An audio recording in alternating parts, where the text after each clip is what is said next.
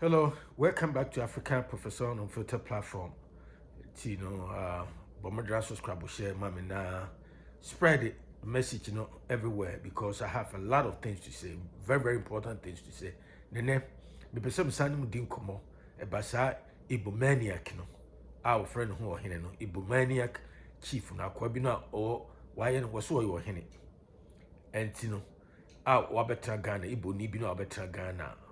Just say did you tell me just say friend myself in the new side just say the way we see look at Ghanaians and I say we say more be some of us will be because some now ne ho command and person said ye na me come see baby a hoyo hin unya titi that is a video we but to the miss blame the Ghanaian political and social elites or leaders no, for the sick IGBO-MANIAC chief insulting or disrespectful mindset towards Ghanaians. You may say, blame the Ghanaian political and social elites or leaders for the sick IGBO-MANIAC chief disrespectful mindset or attitude towards millions of Ghanaians, and I say Ghanaians in general. And again, my Africa Professor on Filter platform, my most person, my chief linguist, Africa Professor and Ekasan, but my subscribe share. Na hit notification bell. It's a new video be able to so anasa on Sakabi. Sanity. Now, me person share from this angle. You see, ya santi memuno. And I see a come you baby say a bobi e kawa nifrun tuno. So a bobi. If per chance, let me speak English so that IGBO-MANIAC guy will understand it. They say per chance, you find out there's some insect or something biting you from somewhere, biting you, anywhere of your skin or your body. The first thing you should know is that probably that insect or wherever is biting you is within your clothes, it's within your dress, it's somewhere hiding or hidden within your clothes. So, kawa.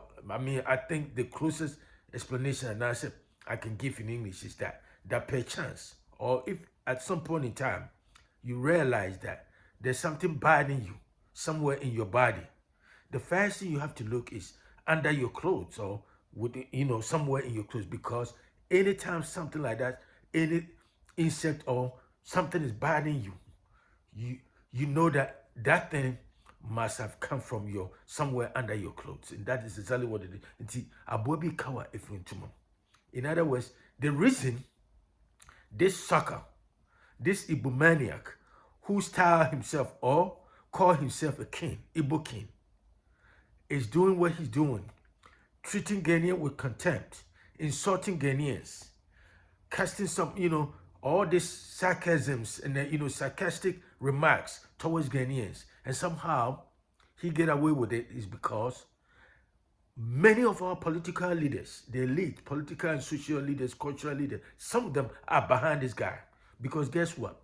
He has bribed them, compromised them, and so he think he can get away with even murder. He can even kill somebody. He can even kill Ghanaian and get away with it. And that's exactly what is happening in Ghana. It's so sad.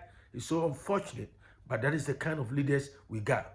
Most of our leaders we have got so far, a lot of them are morons, idiots, and they don't have the interests of Ghana at heart.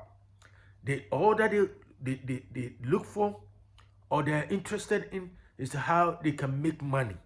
So it doesn't matter if they have to sign a contract with the devil and they can get money as a result of that contract, they are willing to do it. And that's the situation we are in. And that is what is so sad about Ghana. That is so unfortunate that we have got independence about 68 or 67 years ago.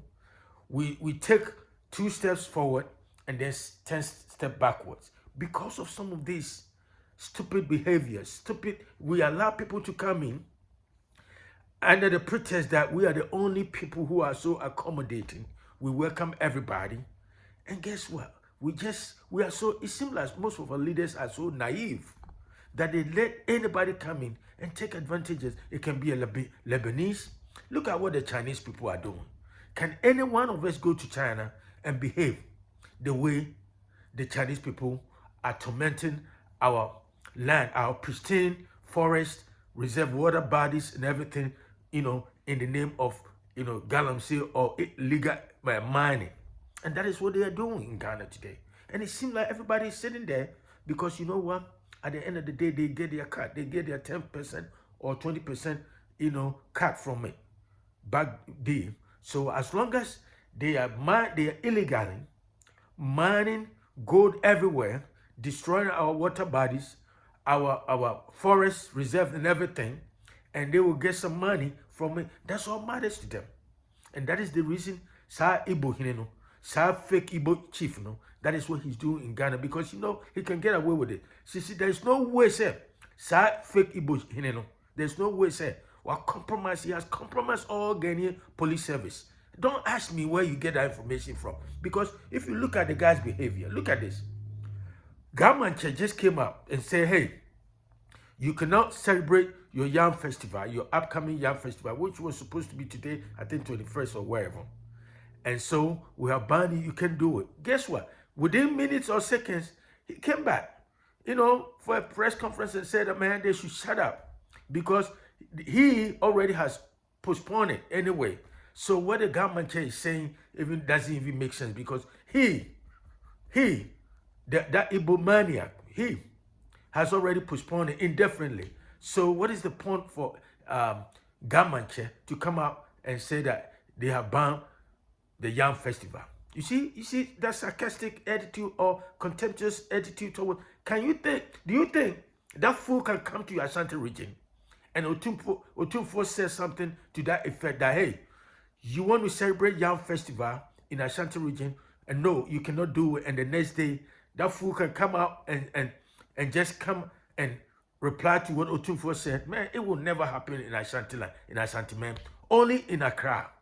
But it's so unfortunate because Accra is part of Ghana. And what I find is so perplexing, what I find is so nauseating and so puzzling is that how can Igbo man, come to Ghana and take everybody for granted and then behave the way he's behaving with this disdainful attitude, this contemptuous attitude, grandiose, proposals or grandiose ideas. I want to build castle, I want to build palaces here and there, inflated egos, hyper-inflated egos. It's that sense of, important, hyper-inflated sense of importance, just taking all Ghanaians for granted. He's just talking with impunity. And somehow he sit there because I know he has bribed the police, service. I know he get the IGP, all the successive IGP in his pocket, especially Yahunu. Yahunu is timid. He's like a puppy. Yahunu, the chief, the Inspector General of Police, is timid. You see, the only thing they know how to do, including Mahama, our politicians, is, find ways to suppress free speech like they did to Abronye, the Brun East MPP regional chairperson or whatever. That's what they know. To me, you see, they know how to intimidate their own.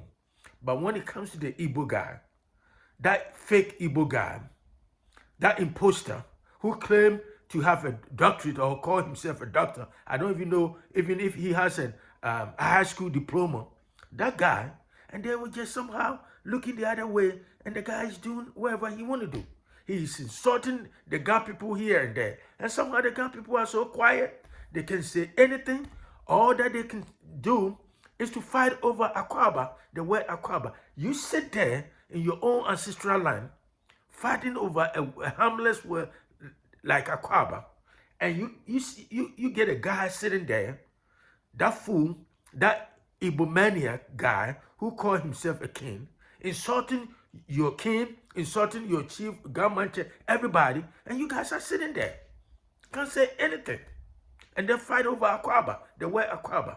Do you think that fool can come to Ashanti region or can go to Ashanti region and talk with that smug in his face, that contempt, just attitude in his face and get away with it? Only in Accra. But I worry, it concerns me because Accra is our national capital. Accra is part of Ghana. And it doesn't augur well, it doesn't reflect good for me as a Ghanaian, proud Ghanaian, that somebody from his own land, even according to sources, according to reliable sources, when you go to the Igbo, like Imo State, Anambra State, or wherever in any of the Nigeria Igbo places, they don't have a king. I don't think Igbo people have a king. So how can somebody who come from a place that doesn't have a king, but somehow he will come to somebody's land, somebody's country, and impose himself the title of a king? And somehow he want that to be recognized as such. And then people just sit there, we can say anything. And this guy walk around with this disdainful attitude mindset, the smart, the contemptuous attitude in his face towards Ghanaians. Because we are accommodating, Ghanaians are accommodating and quiet. So what I'm saying is, what the Ghana for mun kind of crepa say, why as Ghana ni ben any bit ma kotra Igbo for us so no behave the way sa IGBO-MANIAC no sa kwa jimi no a woti ho a o friend and two as ho we say government can shut up na bloggers na eye nyina no omu ye the fan because once we need the picture better ho no they say we in the fan. Really? Is that how you think? Then we are a negative fan of you. If that's what you think, you see, that tells the guy, you know, my state of mind. It tells a lot about you.